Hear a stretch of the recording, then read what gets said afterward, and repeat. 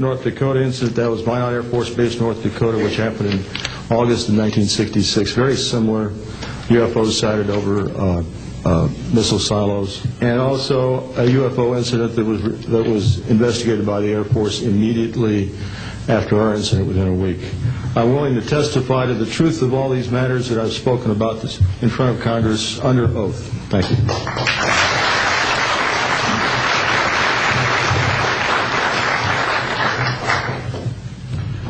Good morning. My name is Dwayne Arneson. I served 26 years as a communication electronics officer in the U.S. Air Force, all over the world, including Vietnam. I was lucky to be selected to be commander of 3 different units in the Air Force. I held the top secret SCI TK clearance, and for those who don't know, it is slightly above top secret. I retired in 1986 as a colonel at Wright-Patterson Air Force Base in Ohio. I would like to relate about 3 different experiences, if you will, that relate to UFOs.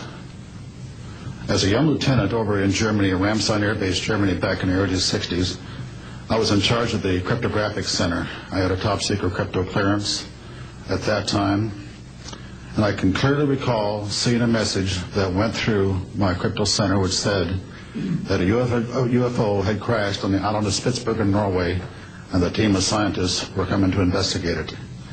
Going forward to the 1967 time frame, I was assigned to the 28th Air Division at Great Falls, Montana, and I was the officer in charge of the communications center there.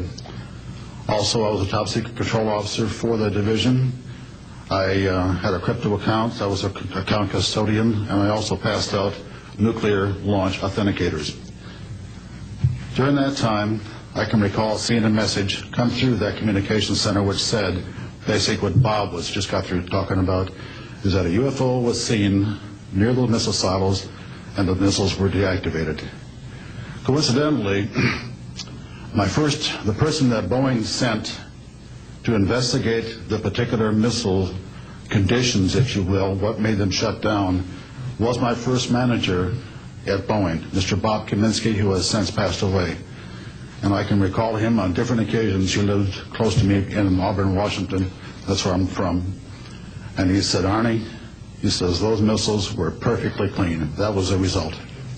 So then one last incident concerned when I was as a commander of the unit in Great Falls, or in Castle Air Force Station, Maine. I had contacts with the security police at Loring Air Force Base, and they told about UFOs that were seen near the nuclear weapons storage areas on Loring Air Force Base. And I'd be glad to testify to Congress that this is absolutely the truth. Thank you.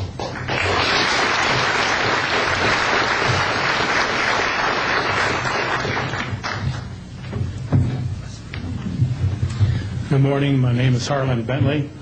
During 1957 and 1959, I was a PFC in the United States Army, stationed north of Washington, D.C. on the Nike Ajax missile base close to Albany, Maryland.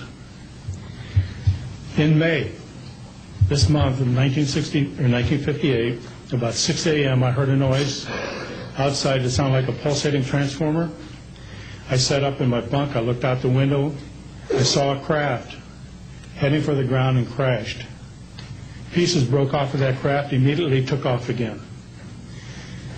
So there's a lot more to that story, but I've got to speed this up.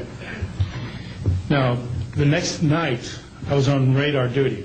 I get a call from the Gaithersburg missile base. He says, hey, I got 12 to 15 UFOs outside, 50 to 100 feet above me.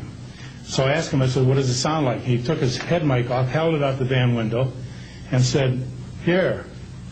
And the same sound I heard the previous morning, except a lot more of them. So my radar was on standby, so I immediately turned it on and got the blip just outside the ground clutter. I marked it on my radar screen. And then for a few minutes later, all of a sudden they took off. As they took off, the sweep came around, hit the blip. The second, when it came around, it hit it again. That blip was 2/3 away off my radar scope. In order to get that far at a constant velocity, with 17,000 miles an hour. That was my first incident.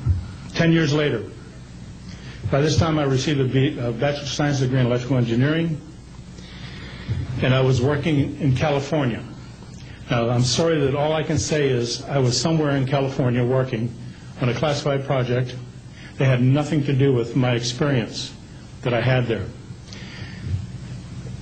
As I was working, and it was like 2 or 3 in the morning, California time, I heard a Houston astronaut communication link, comlink.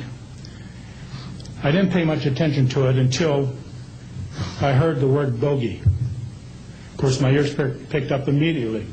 An unidentified flying object of some sort, whether it's a craft, meteorite, or whatever, was on a collision course with that module going to loop around the moon. So basically, I listened for some time, and then I stopped and went back to work. And then I heard, there they go. In the astronaut world, for some of you may or may not know this, there's a term called green turtle. And it used to be, I don't know if it is today or not, but it used to be is you're not allowed to use profanity over the net. And the first person that does that, whoever hears it first and says green turtle, that astronaut's got to buy that man and his entire family a dinner at the most expensive place at Cape Canaveral. Well, to end this real quick, one of them said, damn, they went off, the UFOs took off. He says, damn, that's fast. And somebody yelled, green turtle. And then he said another word, a synonym to crap. And then somebody else yelled, green turtle. And you could see him grit his teeth, because now he had to buy 2 expensive meals. And my particular experience, I will testify before Congress if necessary, and explain exactly what happened. Thank you.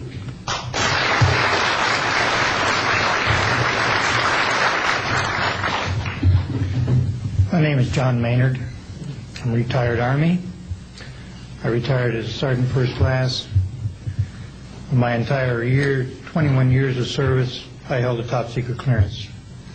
Compartmentalized at times to as high as TK, Omni, Crypto, and others. I had access to very, very sensitive documents. My testimony is basically 2-pronged. One, I retired from DIA in 1980. And when as an administrator, you take over an office, you take over everything and you sign for everything. And I signed for well over 2,000 documents. In order to sign and inventory those things, you have to read them. Not word for word, but basically I went through every document to make sure that it was complete. It was there, as they told me, that when I turned my charge over to the next person, the same documents were there. So I got quite a good knowledge of what was going on in those documents, and believe me, there are many, many different references to UFOs. There was also NPIC pictures that shows that it would targeted objects that were casing you out. Now, I worked on the SALT 1 and SALT 2 areas for the office that I worked in. So we were taking pictures all the time for verification of nuclear disarmament.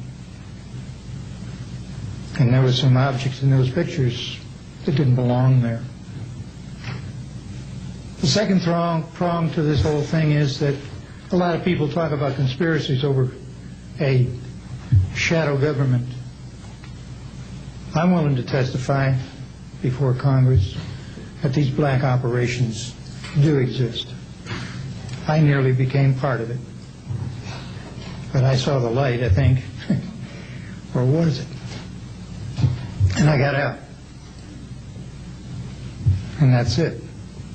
We have to disclose what we know. And I am willing to testify before Congress under oath, or before any other organization, that what I witnessed was true.